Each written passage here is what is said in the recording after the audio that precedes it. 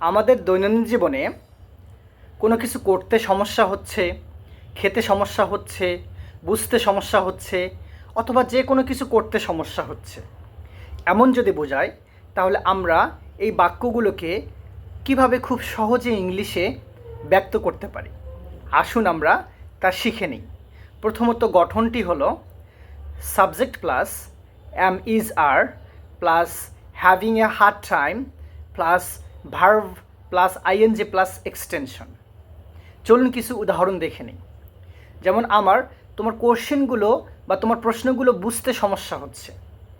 I am having a hard time understanding your questions. আমার বন্ধুদের বুঝতে সমস্যা হচ্ছে। I am having a hard time understanding my friends. আমার অফিসে কাজ করতে সমস্যা হচ্ছে। I am having a hard time working at my office. আমার ঘুমাতে সমস্যা হচ্ছে। I am having a hard time sleeping. আমার খেতে সমস্যা হচ্ছে। I am having a hard time eating. আমার হাঁটতে সমস্যা হচ্ছে।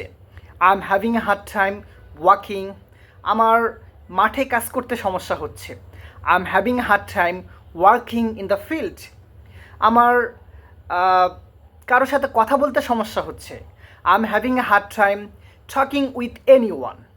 সো আমরা এভাবে খুব সহজে এইরকম বাক্যগুলোকে আমরা ইংলিশে সুন্দরভাবে এক্সপ্রেস করতে পারি।